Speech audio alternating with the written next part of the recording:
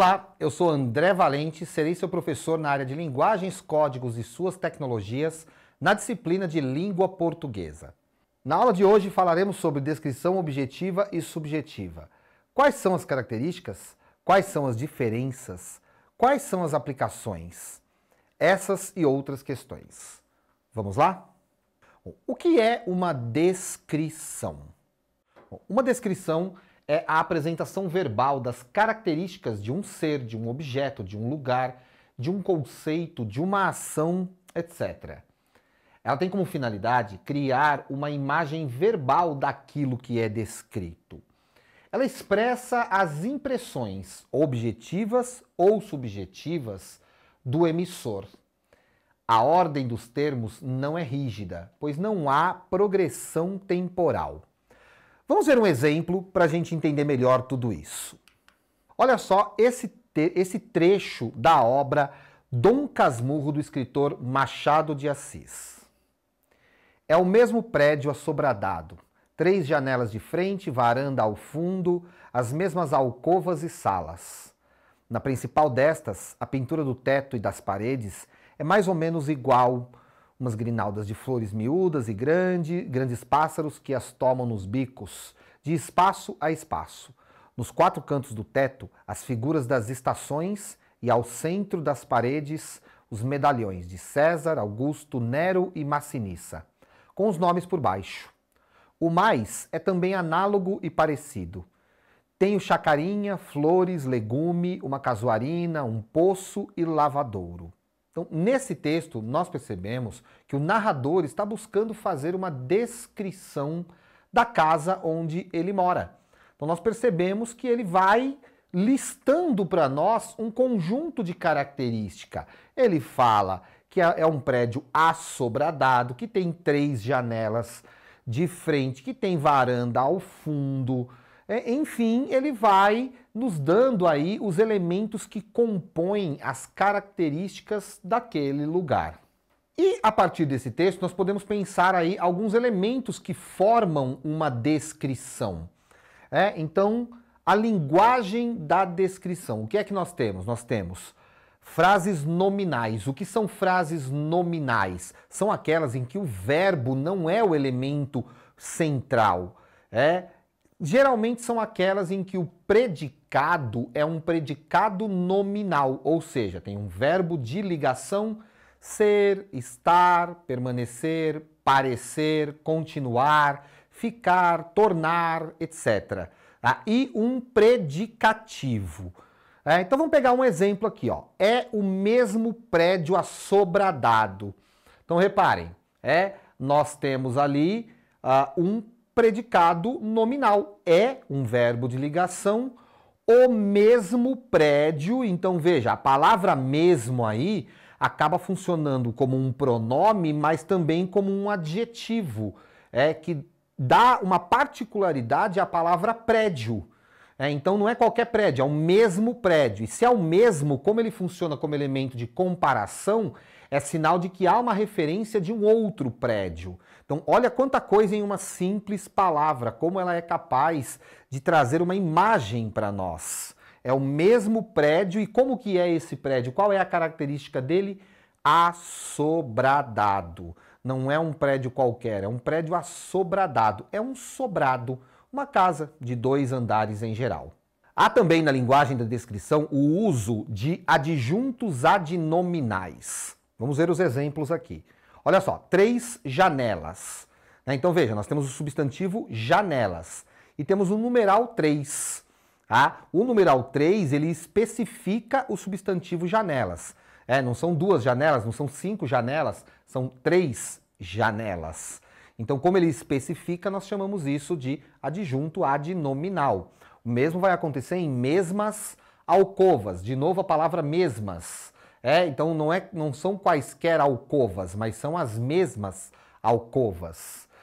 Umas grinaldas de flores miúdas e grandes pássaros. Olha esse trecho. Nós temos assim, grinaldas. Mas que grinaldas são essas? São umas grinaldas. Então esse umas, que é o artigo, funciona como adjunto adnominal. E que grinaldas são essas? São grinaldas de flores.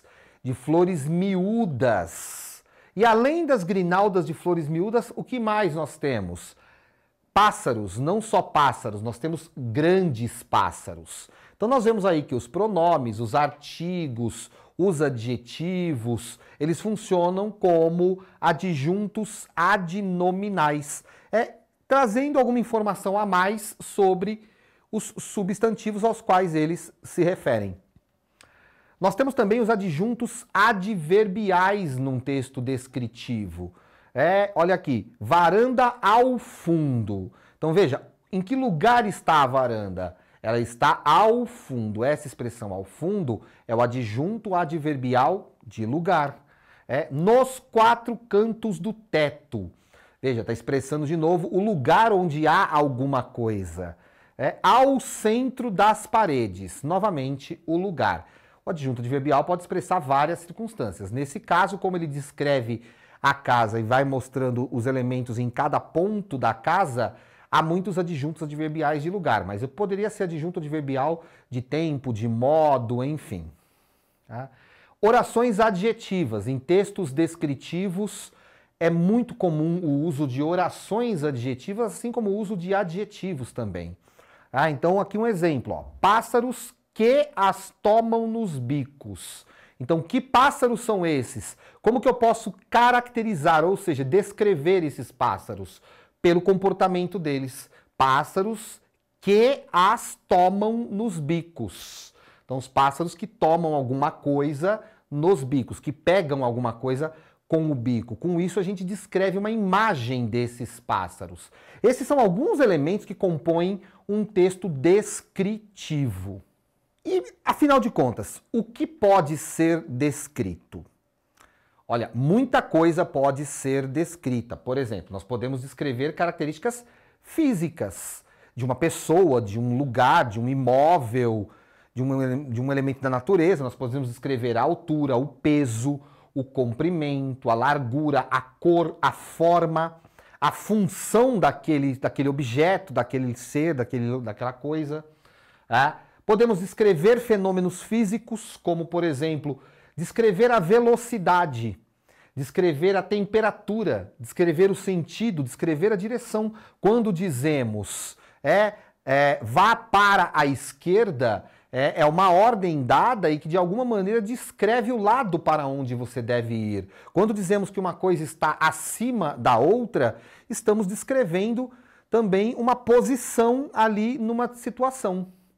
Podemos descrever traços de personalidade, como o caráter, o humor, e outros aspectos psicológicos também.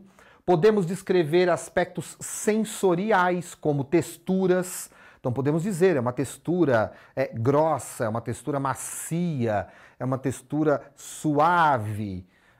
Podemos descrever cheiros, podemos descrever sabores, podemos descrever sons, ambientes sociais, dizer como era um ambiente de uma determinada sociedade, de uma determinada cultura, descrever um contexto econômico, podemos descrever um contexto político, podemos descrever expressões faciais, dizer a pessoa estava com cara de medo, estava com o olho esbugalhado, estava com cara de nervoso, tinha uma expressão fechada.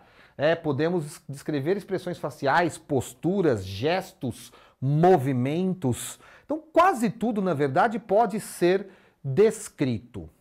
E aí a descrição pode ser feita de forma mais objetiva ou mais subjetiva. Vamos ver. Aqui está um exemplo de descrição subjetiva. Como diz o nome, subjetivo é tudo aquilo que apresenta as impressões pessoais do emissor. E depende também da percepção pessoal do receptor para fazer sentido. Então vamos dar uma olhadinha em mais um trecho de uma obra de Machado de Assis, do mesmo livro Dom Casmurro. Olha só o que ele diz. Retórica dos namorados. Dá-me uma comparação exata e poética para dizer o que foram aqueles olhos de Capitu. Olhos de ressaca? Vá, de ressaca. traziam não sei que fluido misterioso e enérgico, uma força que arrastava para dentro como a vaga que se retira da praia nos dias de ressaca. Quantos minutos gastamos naquele jogo? Só os relógios do céu terão marcado esse tempo, infinito e breve.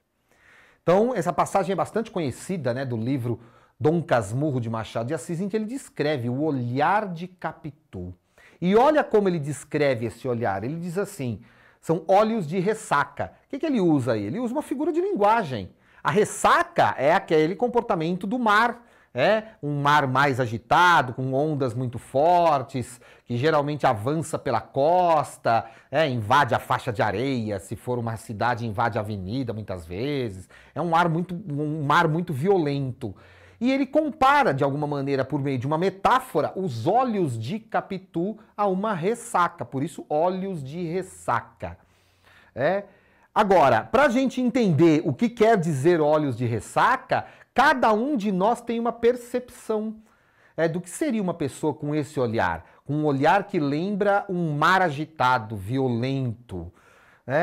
Quando ele diz, traziam não sei que fluido misterioso e enérgico. Essas palavras também, misterioso, enérgico, são subjetivas. Cada um de nós vai ter uma interpretação muito particular do que significa. Por isso, esse olhar de Capitu ele vai ser interpretado de maneiras diferentes por cada um de nós que lermos esse livro. E nenhum de nós vai poder interpretar como Machado de Assis pensou enquanto ele escrevia. Então a descrição subjetiva ela é carregada de linguagem figurada. Então nós temos os olhos de ressaca, que são uma metáfora. Nós temos esse trecho que diz, traziam não sei que fluido misterioso e enérgico, uma força que arrastava para dentro, como a vaga que se retira da praia nos dias de ressaca. Então ele descreve o movimento da onda. A vaga é a onda forte, que se retira da praia, então ela volta para o mar nos dias de ressaca. E quando ela volta na ressaca, se alguém tiver ali, pode ser arrastado por ela. Então ele usa essa narrativa do mar avançando e depois recuando para criar uma imagem. A isso nós chamamos de alegoria. Tempo infinito e breve. Aqui nós temos o uso de dois adjetivos bem subjetivos.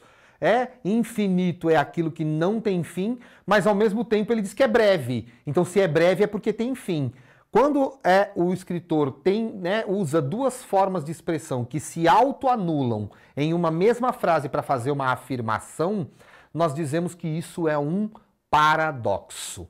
Então veja, ele utiliza metáfora, ele utiliza alegoria, ele utiliza paradoxo, ele pode utilizar hipérboles, antíteses, enfim, ele vai usar figuras de linguagem em uma descrição subjetiva. Isso é muito mais comum nos textos literários, letra de música, enfim, do que em outros tipos de texto. Mas é também possível utilizar isso no dia a dia, é possível a gente encontrar isso na publicidade, no jornalismo.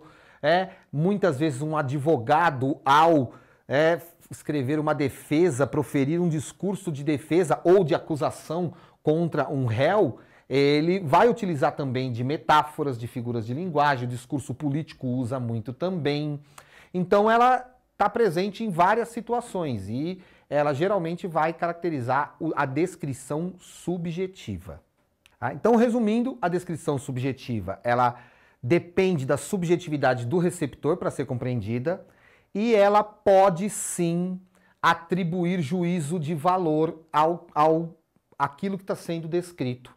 Então a descrição subjetiva, ela não está isenta do juízo de valor, ou seja, do julgamento, porque ela é subjetiva. E onde que a gente vai encontrar isso? Como eu disse, poema, prosa poética, letra de música, relatos pessoais, textos com apelo emocional em geral. Já a descrição objetiva é diferente.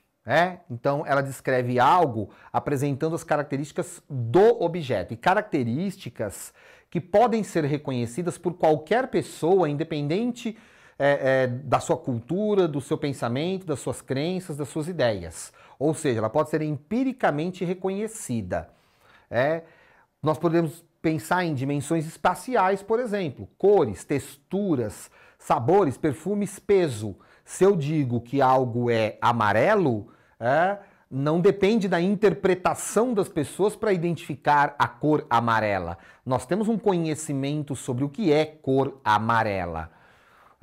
Então ela não atribui juízo de valor. A descrição objetiva, ela tem uma carga de atribuição de juízo muito menor do que a subjetiva. Não é que ela não pode, eu posso utilizar uma linguagem bem objetiva para fazer um julgamento de alguma coisa, mas é mais difícil, porque exige muito mais esforço da linguagem.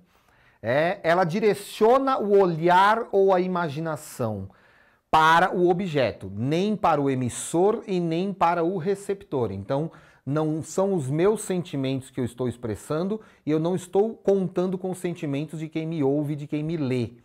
Eu vou procurar enfatizar as características do objeto. Por isso que o nome disso é descrição objetiva. Características da descrição objetiva. A ordem direta e a voz ativa. Então, na descrição objetiva, nós vamos encontrar textos bem diretos, bem objetivos, bem claros. Predomínio da terceira pessoa, então não eu, nem você, mas ele, ela, a coisa que está sendo descrita. Uso de adjetivos concretos, então diferente da descrição subjetiva, que vai usar adjetivos subjetivos que dependem da nossa interpretação para ser entendidos, na descrição objetiva usam-se adjetivos concretos, geralmente relacionados a cores, altura, peso, forma, enfim. Que podem, como eu disse, ser verificados, ser medidos, ser conferidos por qualquer pessoa, independente de como ela pensa. E evitam-se expressões figuradas, expressões ambíguas, evitam-se ironias, porque tudo isso tira a objetividade de um texto. Então nós temos aqui um exemplo de uma descrição objetiva. A moça se chama Mariana. Veja, o nome de uma pessoa pode ser conferido se você perguntar para ela, se você olhar um documento, se você perguntar para algum parente. Então isso não depende da opinião das pessoas. Não acho que ela chama Mariana. Não é uma informação subjetiva. Tem 25 anos, cabelos cacheados, longos. Veja, como eu disse, há um certo grau de subjetividade. Quando diz que o cabelo é longo, já fica a dúvida, mas longo quanto? Mas olha só o que vem depois, longos até o meio das costas. Então, se eu tenho uma noção da altura da pessoa, eu tenho uma noção também de como esse cabelo é longo. Tem olhos castanhos, sobrancelhas finas. Também é uma palavra que dá uma certa subjetividade, mas não tanta. Fina quanto? Mas, ao mesmo tempo, eu tenho uma noção do que é fino e o que é grosso. É mais limitado o sentido dessa palavra do que eu dizer, por exemplo, sobrancelha bonita, que é muito amplo. E por isso é subjetivo. Pele negra retinta, aqui é um conceito bem específico que é preciso conhecer. É o que significa uma pele negra retinta. É preciso você saber o que é para não fazer confusão, para saber exatamente como é descrita essa pessoa. Altura de 1,69, lembra que eu falei? Para saber do cabelo, saber da altura da pessoa. E pesa aproximadamente 58 quilos. Então a gente consegue ter uma noção do corpo dessa pessoa se a gente souber que ela tem uma altura de 1,69 e pesa aproximadamente 58 quilos. E usa óculos. Esse tipo de descrição, por exemplo, é muito comum quando pessoas desaparecem. Quando pessoas cometem crimes, é utilizado para fazer retrato falado, é utilizado para descrever uma pessoa que está desaparecida ou que está no meio de uma multidão perdida, de uma pessoa que precisa ser retratada para que outras pessoas saibam quem é. Então, a descrição objetiva, ela tem várias outras aplicações, até mais aplicações do que a descrição subjetiva. Ela pode ser utilizada em textos acadêmicos, científicos, técnicos, jurídicos. Ela pode não, ela deve ser utilizada nesses textos.